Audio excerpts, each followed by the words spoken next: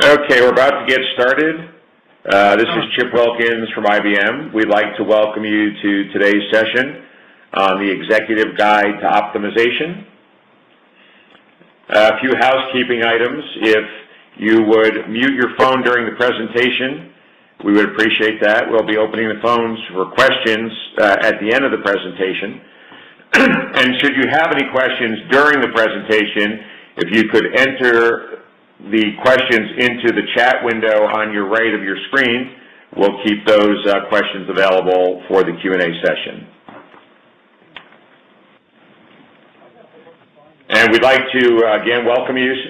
The presentation today, the Executive Guide to Optimization, will be presented by Steve Sashihara, who's the President and CEO of Princeton Consultants.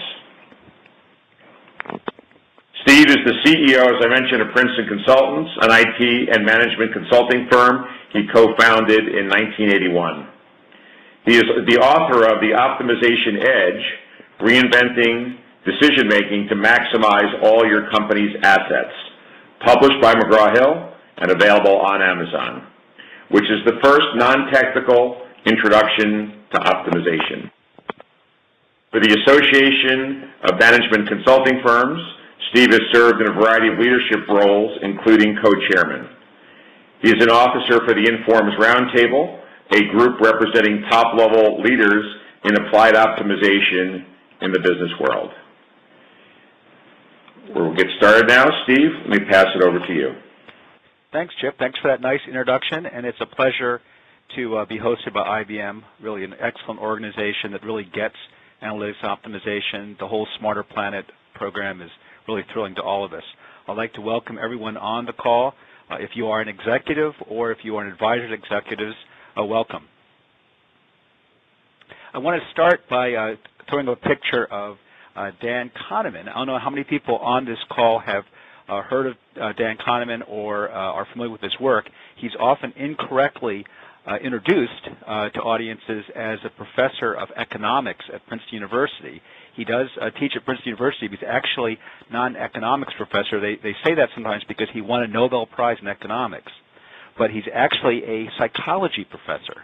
And he basically won the Nobel because he definitively demonstrated, at least to the satisfaction of the Nobel Prize Committee, that we could demonstrate that human beings are hardwired to make biased judgments systematically, not culturally, but we're hardwired to make systematic biases in our judgments.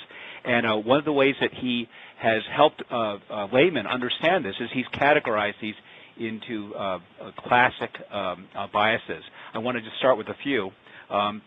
One he calls anchoring bias, and anchoring bias is our tendency as human beings, we're wired to do this, to really look at certain pieces of data and to weigh them more heavily than others. Think of an anchor. Another kind of bias that's similar is a confirmation bias. That's our tendency as people, hardwired, to give more credence to data that confirms something that we already thought was true or something that we always thought was false, to reject things we thought was already false. That's our confirmation bias. There's another bias called the bandwagon effect. We're social people. That's how we're wired. And so we tend to believe things other people believe. That's the bandwagon effect or bandwagon bias. There's another bias called a framing effect, which is that we will give different answers or different results depending on how questions are framed or how they're asked. And finally, my personal favorite is the bias blind spot, which is that other people have these biases, but not me or not us. Well, we all have them. And I think Dan Kahneman is a local hero here in the Princeton area where I'm doing this webinar from, and I have to say that even in a small town like Princeton, I bet a lot of people couldn't have picked him out before he won this prize, but once you won something like a Nobel, you're really pretty internationally famous. And I think as a good academic, he could have done anything with that. But what he chose to do after winning this award was to turn his public speaking and his interest to helping businesses and helping other organizations understand themselves rather than continuing to do work purely for other academics. I believe this is available if you Google this on YouTube, but he did this terrific interview for the McKinsey Institute, and something that really struck me, and I've extracted it here, quoting it, and I've been using it in my talks ever since I heard it, is Professor Kahneman says, I think of an organization, whether that's a business, a not-for-profit, a government, any organization is really, if you think about it, its most valuable product are decisions. Think of an organization as a factory for producing decisions. It produces decisions at all levels, very high up strategic decisions, tactical decisions, operational decisions. And if we think of a business as a factory for making decisions, shouldn't we be looking at the way that we judge the quality of those decisions, and shouldn't we find ways to improve the quality of the decisions? Now, why is this important? It's important because almost everyone on this call, everyone that is an executive on this call, or everyone that you're advising, they're trying to improve their company performance. Now, there are lots of different measures for performance, but all of our constituents are trying to improve the performance of their organizations, and it's really the decisions that we make that drive that performance. It's not exclusively decisions we make. A lot of things that ultimately matter and ultimately affect our performance are things that we have no control over. Environmental things, what competitors are doing, what the market's doing, but there is something that we can control, and that is our own decision making. And so the extent that we can control and improve our own decision making, that's how we can make a contribution to improving performance. So how do we make decisions? If decisions are the output of the factory, what's the input? Well, hopefully we're making decisions with data. In fact, a recent study from a professor at MIT, he did a fairly rigorous study where he showed how data-driven decision-making improves productivity. It's a nice study. It does a multiple regression to look at other factors which might be confounding, and I think it does a reasonable job of saying it's actually the data-driven decision-making process itself that leads to higher productivity. He also defines productivity in fairly standard and I think rigorous ways: return on assets, return on investments, and asset utilization. So I don't think that's a shocking finding, but it's nice to have it more rigorously proven that large-scale organizations improve their productivity when they make decisions with data. But not to nitpick, but we don't really make decisions with data. We make decisions with information. And the role of analytics optimization is it's what converts data into information for making faster and better decisions. But how does analytics work? Everyone seems to be talking about analytics. In fact, I did a Google recently of analytics, and I got a trend line that looks like this. So these are people on the World Wide Web going to google.com and typing the word analytics. And you can see it really starts in around 2006. It actually can be pegged to Professor Tom Davenport. I'll give a shout out to him in a little bit. But right as soon as Tom Davenport really pretty much invented the term analytics, it's really shot up, and it's been trending up ever since. If you look over on the right side of this graph, however, I might say, gee, it seems to maybe have a little bit leveled off, maybe around 2011, and it's really it really isn't leveling off. Actually, what's happening are other things are now being. I mean, after all, someone can only Google the word analytics and read the Wikipedia article or the top two articles a few times. They're trying to expand, try to get some more. You see that little blue line in the lower area in terms of they're both on the same scale, so a lot smaller number of queries, but that's the trend line for big data. So at around the same time as fewer people are saying, tell me what analytics is, tell me what analytics are, and they're trying other words, for example, big data. So really the analytics movement is not cooling off, it's just evolving into other concepts. In today's talk, I basically have three objectives. The first is I want to define for you analytics and especially optimization. I want to give a few quick case studies of optimization success, and then I want to call out some action points that I think are usable by hopefully those of you on the call that are working particularly for business organizations. So I started earlier and mentioned Professor Tom Davenport. He really should be given credit for the whole analytics movement really coming to the fore. He wrote a book in 2007 that was based on a 2006 Harvard Business Review article called Competing on Analytics. And he really just starts out very clearly by saying, here are the 8 things that analytics are in ascending order of intelligence and competitive advantage. Let me go through these 8 one at a time just real quickly. The first, he said, we start analytics with standard reports. We then have the ability to get ad hoc reports. So I guess standard reports are ones that come out monthly, weekly, daily, quarterly. Ad hoc reports are ones that we can query as we see a need for them. Thirdly, as we walk up the stack, there are query drill down or OLAP types of reports where you can take data and turn them in different ways, pivot them into cubes, get different types of queries and analytics. Fourthly, there are alerts set up to send you messages, ping you with messages if certain conditions happen. Fifthly, we can look at the statistical analysis or the validity of what we're doing. I noticed that our evolutionist, he now has a suit, which is very nice. Forecasting allows us to look into the future, to look at trend lines. Predictive modeling allows us to analyze what is going to happen, not just look at trends, but analyze what will happen. And finally, there's optimization. You notice that he's now moving so quickly that he can barely keep up with his attaché case. That's how good optimization is. Well, so here are the 8 different levels of analytics. They're of increasing competitive advantage. After publishing this work, a lot of people have taken this and really liked it, but I think a lot of people feel that 8 is an awful lot to keep in one's head, so most people have really broken this down into 3 categories, kept the same order and the same groupings, but basically try to break it down to 3 pieces to make it a little bit more memorable, digestible. And commonly, the first group are called descriptive analytics, which analyze the situation. The second we call predictive analytics. You do forecasts or forecast the outcome. And the final one is sometimes called prescriptive analytics, as in prescribing something.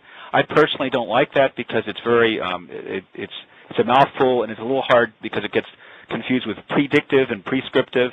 So I like the term optimization. So we use the term optimization to mean prescriptive analytics. It's the top of the analytics chart in everyone's world, and it basically recommends action. So what is optimization? I promised a definition of optimization. Let me give it to you in 4 points. Optimization is faster and better decision making using a special kind of software that can evaluate billions of combinations and then gives explicit recommendations for action. So if we basically had an elevator version of it, we'd say recommendations. If your software gives you recommendations for action, then it is optimization software. You know, there's a lot of software out there that's great software, executive dashboards, reports as we went up the stack, but it's uniquely optimization that gives you a recommendation, tells you what it thinks you should do. Let me turn to an applied version of optimization that is found actually in our cars. So if you think of descriptive analytics, those are like the gauges in your car. Think of the speedometer, the tachometer tell us how fast we're going, how fast the engine's revving right at this instant. You know, in finance, that would be a lot like a balance sheet. How much do I have? What are my assets? What are my liabilities right at this instant? There's also the odometer. How many miles have I driven? That's not so dissimilar from a profit and loss that says how much money have I made or lost during this period. So whether it's finance or whether it's a physical world like a car, gauges, descriptive analytics give you information about what's happening, what has happened. They basically analyze the situation. In some cars, not all, but some of the fancier cars, they actually have some predictive analytics. They have a little gauge that tells you how many miles you have left before you run out of gas. It's actually kind of a nifty little device. It really isn't too hard to program. You basically have to know how much gas you have in the tank, and you have to know what your miles per gallon have been, and just divide them or multiply them. And in this case, they say 228 miles. I took this picture out of a car I was driving, and I kept expecting to get a little disclaimer from a legal department that would say, of course, this is based on your previous miles per gallon. If you start driving fast or slow, it may actually run out sooner or later. But it's a nice little device that predicts the outcome. So what is optimization? Optimization is like the GPS in your car. So it makes recommendations. So you tell it, I need to get to this location, and I'm right here. What's the best way to get there? And the optimization will say, okay, drive down this highway, take a right, take a left. Optimization relies on the same information that predictive and descriptive analytics do, but it actually is helpful because it can also integrate information that you may not be aware of, and hence the big data idea. So in as much as this talk is about optimization, I just want to give my little pitch here. The really exciting thing about optimization is you can take pretty much any business problem, you can put optimization software against it, and you can make faster and better decisions. Decisions really are just two steps. You start with a bunch of alternatives, and you evaluate each one, and then you make your decision, choosing the best decision. That's it. So if we looked at, on the left, brand X, if we look at a non-optimization, basically we use people who look at a small number of choices to collect alternatives, whereas an optimization model can consider billions of choices. It leverages computers, and sometimes it can actually evaluate every single possible choice. To evaluate the choices in a non-optimized situation, people generally use rules of thumb. They use their intuition, and there's usually quite a variability of skill between the best decision maker and the worst decision maker.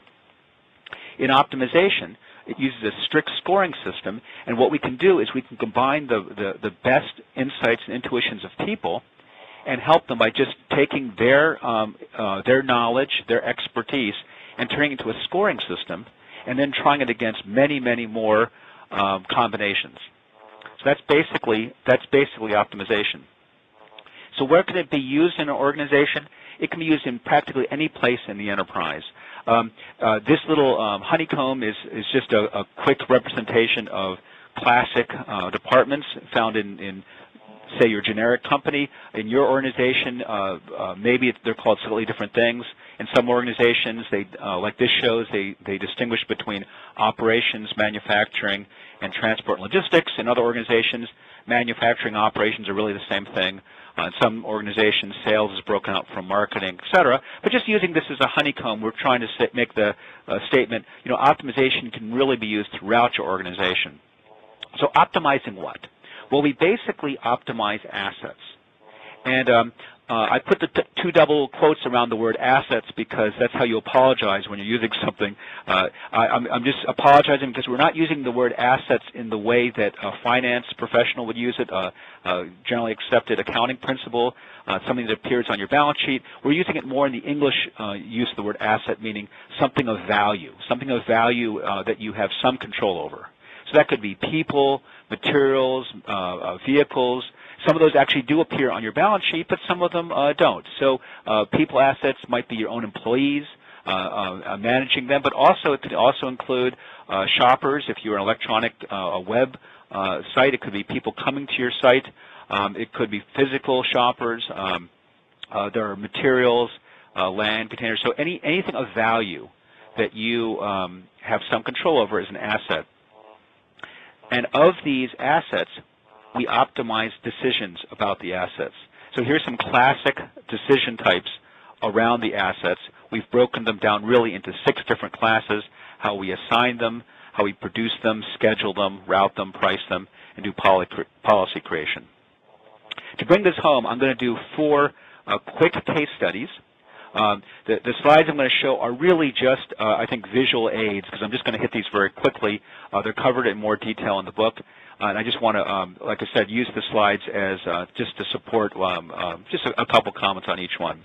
Really what I'm trying to show is the breadth that you can use optimization, give you a little taste of that. And the first one, I want to do a classic. I want to go to manufacturing and do a machine scheduling application.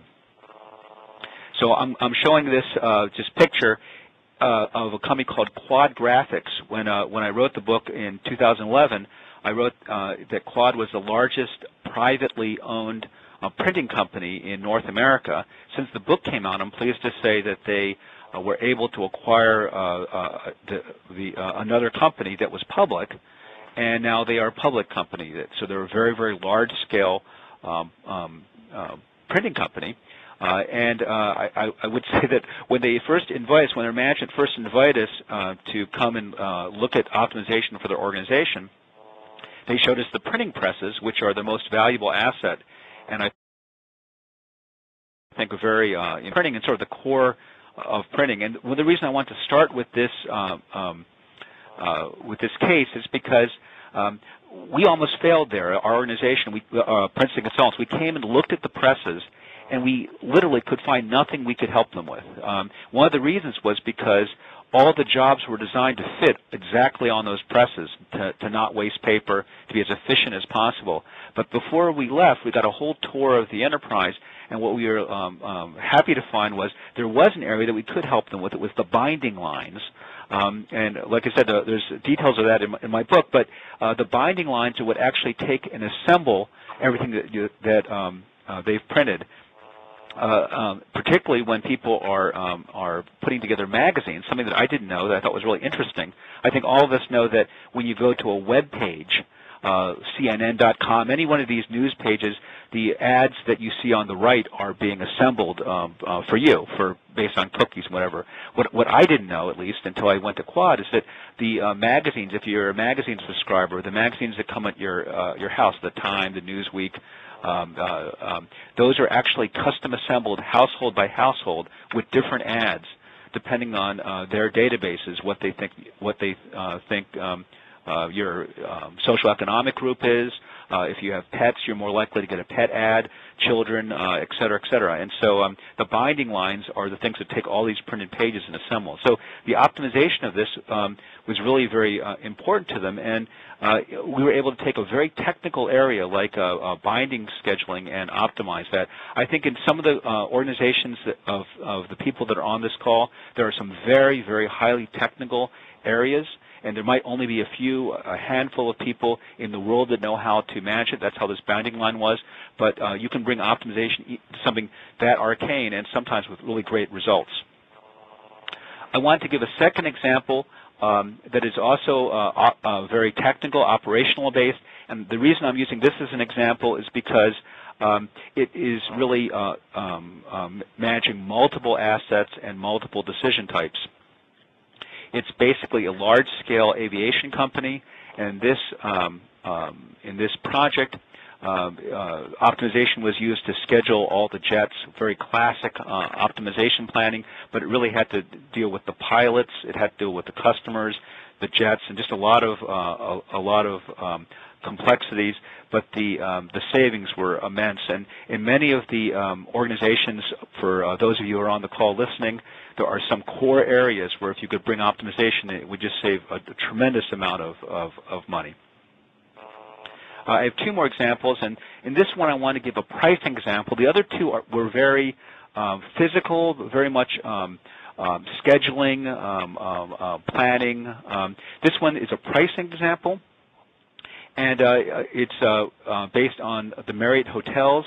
I found this really interesting myself personally, professionally, because a lot of us who do my work when we think of using optimization for pricing, we often think of Marriott, American Airlines, and hotels and airlines as the leaders and the originators of using optimization to vary prices. When you book an airline seat or a hotel room, as most of you know, there's an optimization program in the background trying to vary the price to maximize the yield. It's so-called yield management.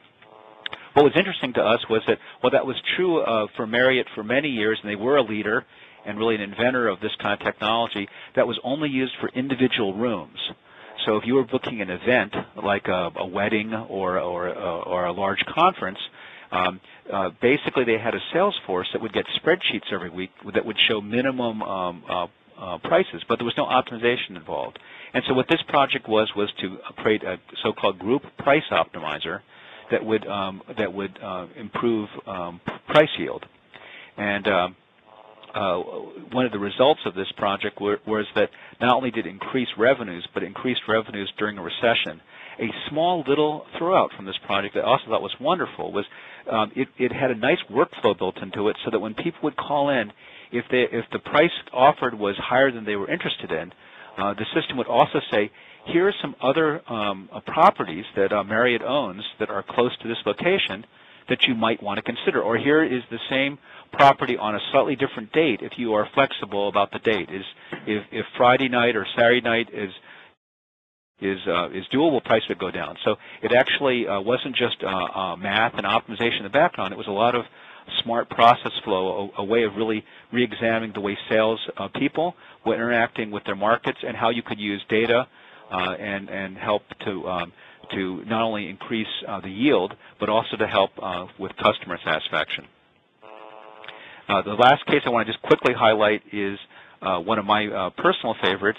It is a strategic planning assignment. So a lot of people think of optimization as something that is helpful for really daily, tactical, grinding out machine schedules or pricing individual hotels, but not necessarily something that used for strategic planning. Actually, strategic planning is one of the great uses of optimization, using optimization models to look at alternatives.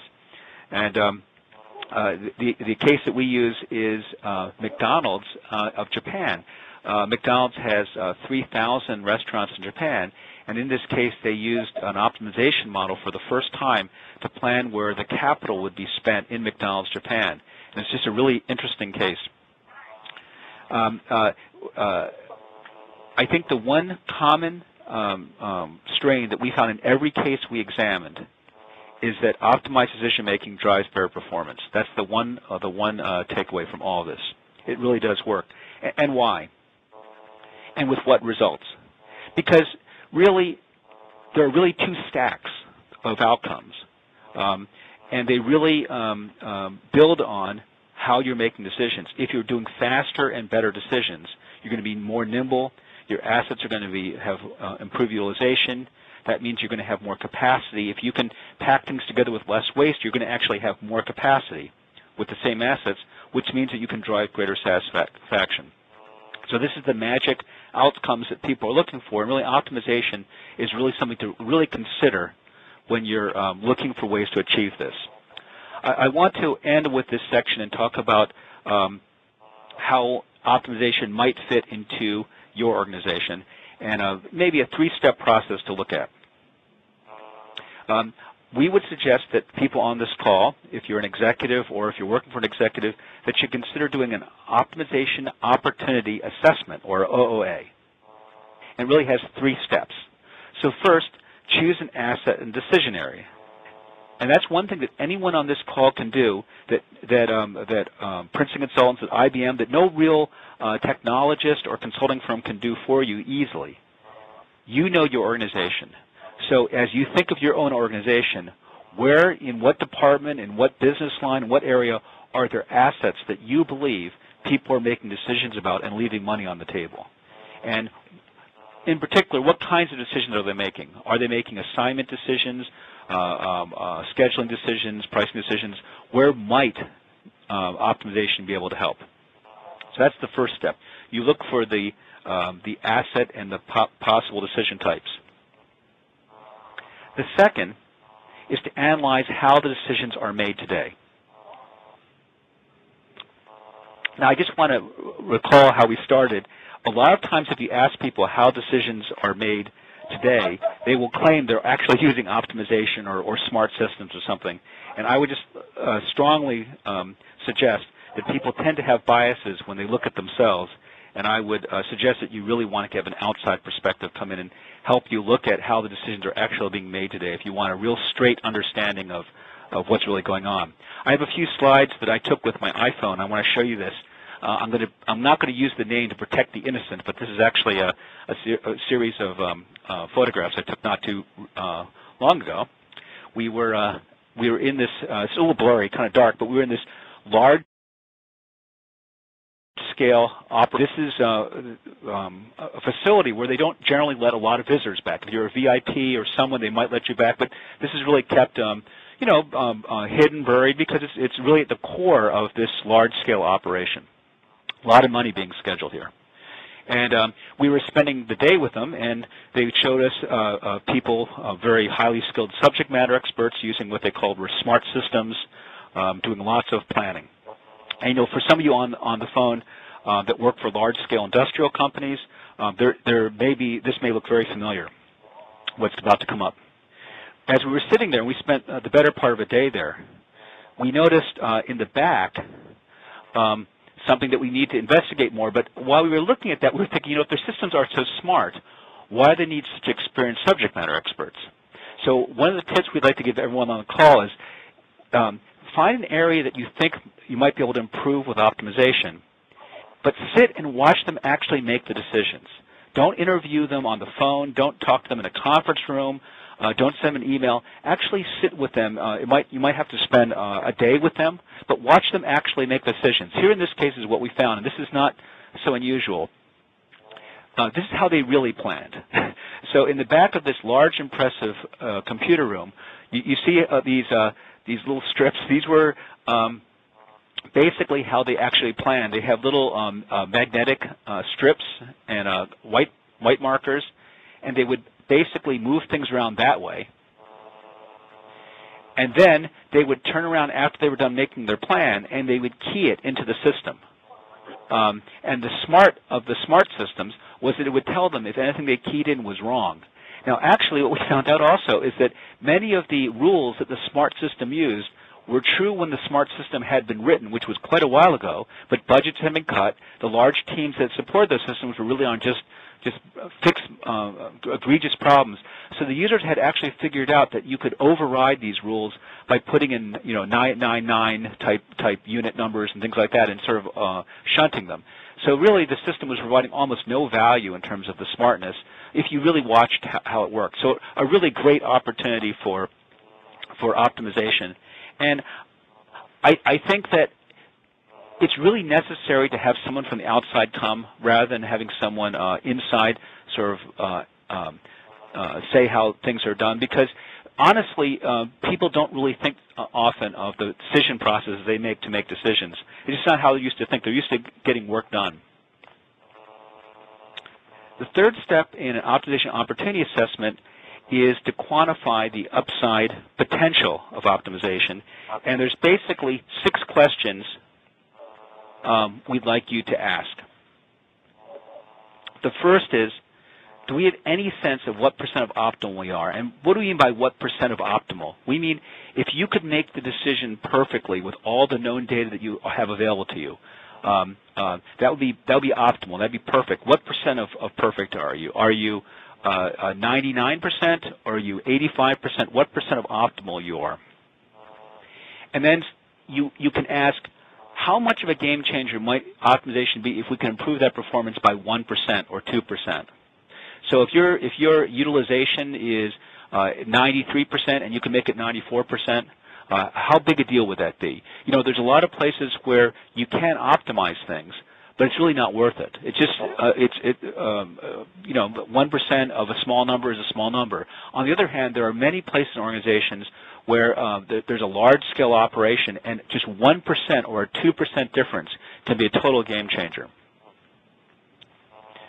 3, do we have a roadmap?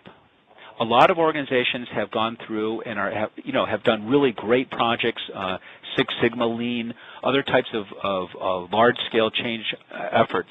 I think that if they're looking to improve things with optimization, there should also be a roadmap for that as well. So 4th is there a way to get started with optimization?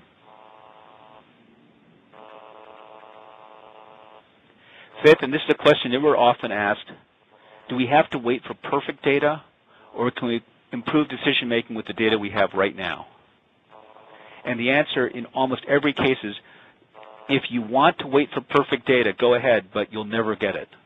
So if you think of this problem as we want to optimize something perfectly, then you may need perfect data. But if you, we would suggest, look at the problem as we want to improve how we're doing it today. So recall back to those pictures I was showing you, people sitting in front of screens. They're making decisions, and then they're transferring onto whiteboards. In some organizations, people use Excel spreadsheets. But you know, they're using a certain amount of data right now. Some of the data might be on screens, some might be in their heads, but they're using a certain amount of data right now to make the decisions. Let's just start with the data they have now. Let's just make sure that the data that are in people's heads, that there's broad agreement by the best and most expert people what that data should be. And let's try to improve the decisions that they're making right now. Which brings us to the sixth question, who in the organization should be involved with this? I want to wrap and just do a shout out to Andrew Burrells of Forrester Research. And he gave a talk that I thought was just really mind-boggling. I rarely get to hear someone with this kind of sweep, but he was saying, you know, in the entire history of computing, all the way back to the 50s, he said there's only really been 3 generations. He said the mainframe era, the personal computing era, and the networked computing era, of which the Internet is part of it. Just 3 broad. So think of all the thousands and thousands of technology companies and products. He said, really, it's just been 3 huge generations. But he said, but you know, on that scale, there's a 4th generation starting, a 4th wave, this wave of smart computing. And I agree with that. I think that's terrific. It's so pleasurable to be able to talk. I wish I could be in an environment where I could be seeing everyone on this call, but I hope this has been helpful to you. But we agree with Forrester, we agree with IBM. This is really something new, and we're really hopeful that many of you on this call will be able to take some of the lessons of optimization and apply it to your own organization. So thank you very much, and I'd like to turn it back over to you, Chip. Thanks, Steve. Great presentation. Excuse me. We'd like to open the line up now for any questions. If any people have any specific areas in their organizations they'd like to explore how optimization might apply, please go forward with your questions.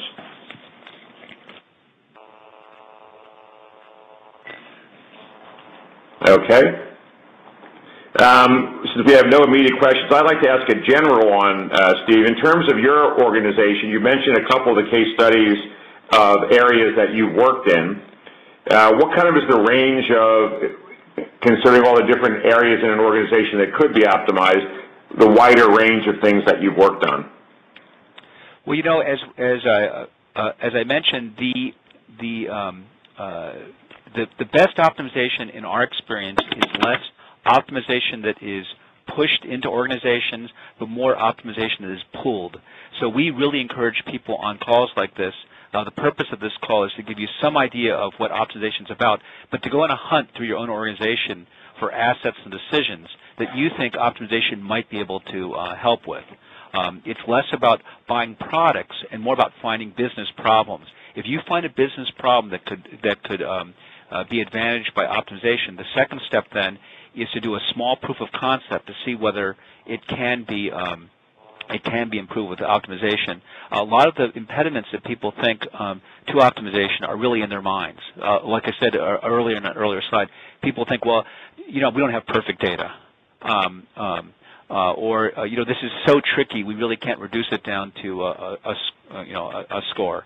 And we often challenge that. We say, well, you don't have perfect data. We'll never have perfect data. We don't live in a perfect world, but people are making decisions right now. Why don't we make the decisions with the data they're using? If you often, for many white-collar jobs, if you look over the shoulder of the person making the decision, they're looking at a screen, and there's a bunch of numbers. It's like, well, that looks like data to me. On that basis of the numbers they're seeing on the screen, they're moving things around and making decisions. So a lot of first engagements, opportunities, are basically observing how people are making decisions today. But what we encourage people on this call to do is to look in their organizations or the organizations they advise and find areas where they believe there are high-value assets where you could get more utilization, more service, more money out of improving the decision-making about those assets. All right, thank you, Steve. Again, we'll open the floor to questions. If anybody has any questions about the optimization opportunity assessment or any specific areas they'd like to get some feedback from Steve, this is a unique opportunity to ask him directly about some challenges you might have seen in your organization. And obviously, you don't need to share your organization name. You can just present them as general questions. Hi, Steve. This is Parker McCrary. I'm looking at the screen that you have in front of us that has a quote from Chuck Holland with UPS. Yeah. And I wonder if you could speak. It talks about solving problems with great complexity and bringing value to the customers with that. Can you, I don't know if you're free to talk about it, but can you speak any on that solution? You know, when you're writing a book, I was a first-time author and not a professor, non-professional author. So in one point they say, now go and get a bunch of blurbs, send out copies of your book and get blurbs and stick them on the back. So I was very pleased that a senior executive at UPS granted the right to put you know, a blurb on the back, but more importantly, the case story that we used inside the book had to go through their legal department. So particularly in a public seminar, I'd like to just direct people to the book, but we do go into quite a bit of detail about the UPS case. I just want to say something really quick, Parker, and that is that when I first sat down to write this book, my editor told me, you know, we believe at McGraw-Hill that business books need to be stories. They have to be collections of good storytelling. And that's what people want to read. They don't want to read a lot of techno speak.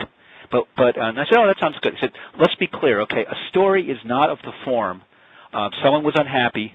They got X, where X is optimization or Princeton Consultants or IBM. They got X and suddenly they were happy. That is not a story. That is a commercial, and we do not publish commercials here. We want stories. So I just want to say that for those of you that are able to read the book, the UPS case is actually a story. It's very interesting. I'll just give you a little taste. The story starts, they had just elected a new CEO of UPS, and the people in the optimization department, the engineering optimization department, were really thrilled because everyone had been wondering which candidate would make it, and they felt this would be the best candidate for them because this candidate actually started the optimization department or funded it years ago. What was told to me by the optimization group is the CEO came around to each department, and when they finally got down to the optimization group, said, as near as we can figure, your group has not made a single contribution to the UPS bottom line in the last 10 years. Why shouldn't we shut you down? And the executive boss said, I say this with a great amount of sadness, because I remember in the beginning when you guys first started out, the great contributions you were making. You were optimizing our tires and our driving patterns. Just almost everything seemed to be an optimization problem. What happened to you guys? And so the story in the book is the gentleman who did not have a technical background, but the person who either volunteered or was volunteered, a guy named Jack Levis, to turn this department around, to see if he could turn this optimization group and provide value to UPS. And the happy ending of the story is that he was able to, but it wasn't easy for him. So if that's enough to take people's interest. But certainly any large-scale organization like a UPS has complexity, but you don't have to be the size of the UPS to have complexity. Almost anything with operations has a lot of complexity that needs to be optimized. Great. Do you have a follow-on question, Parker, or? No, that does it. Thank you. Okay. And does anybody else have any questions for Steve? Okay. Well, we'd like to thank you all for attending our event. Obviously, as you can see on the screen, Steve has his email address. If any of you are interested in an opportunity assessment for optimization, please feel free to reach out for him. And we thank you for taking the time to attend our event today.